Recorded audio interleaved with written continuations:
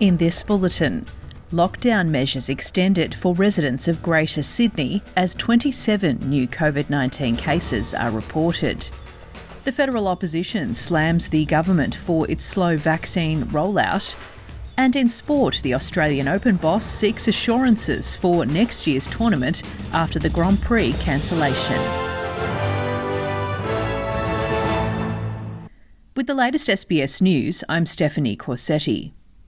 Sydney will remain in lockdown for another week amid concerns about the spread of COVID-19 in the southwest of the city. New South Wales recorded 27 new cases of coronavirus overnight, with only 13 in isolation for their infectious period. The lockdown extension means Sydney students will start Term 3 with remote learning from home. The New South Wales Premier Gladys Berejiklian says many of the new cases are in the local government areas of Fairfield, Liverpool and Canterbury Bankstown. And can I please say to the communities in those areas, many of them have a similar background to me, please don't mingle with family. I mean, I haven't seen my parents since the lockdown started. It's hard. But can I just say to everybody, please don't mingle with family. Don't think it's okay to go and visit your cousins. Don't think it's okay to have sleepovers. Please, in those 3 local government areas, limit your movement. There were 45,000 COVID-19 tests in the past 24 hours. New South Wales Chief Health Officer Dr Kerry Chant says 37 people have been admitted to hospital with the virus, with 7 patients in ICU. Now, this is in the context where New South Wales Health also provides excellent home assessment and care. So the fact that 37 patients have been admitted to hospital should indicate to the community the fact that COVID, including the Delta strain, is not a mild disease.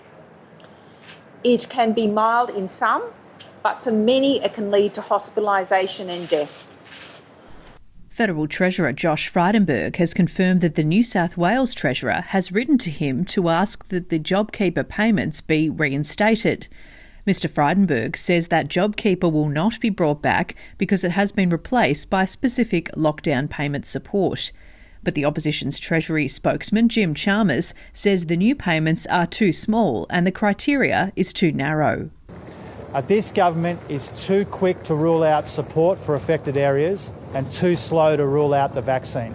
If only Josh Frydenberg was as quick to introduce the vaccine around Australia as he was to rule out additional support for workers and small businesses, doing it tough as a consequence of the Morrison government's incompetence. To international news now. The death toll from the collapsed apartment building in Miami has risen to 36 after the remains of 8 more people were found in the rubble.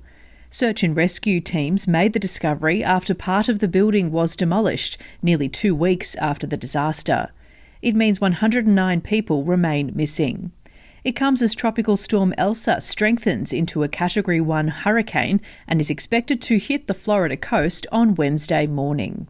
In sport, the Australian Open tennis boss Craig Tiley has warned that players will not accept a repeat of the same strict quarantine conditions required for this year's tournament. Players this year had to spend 14 days in hotel quarantine ahead of the tournament, with 5 hours a day permitted for training.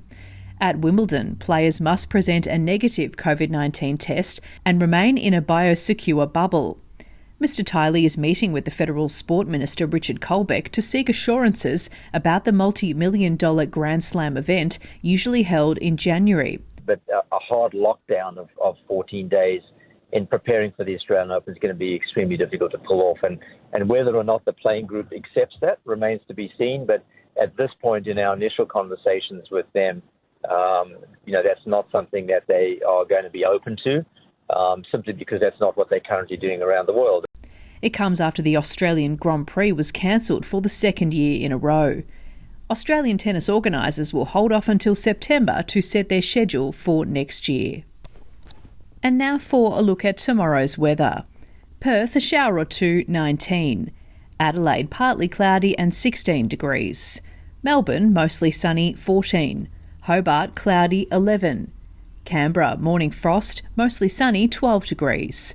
Wollongong, partly cloudy, 18. Sydney, mostly sunny and 18.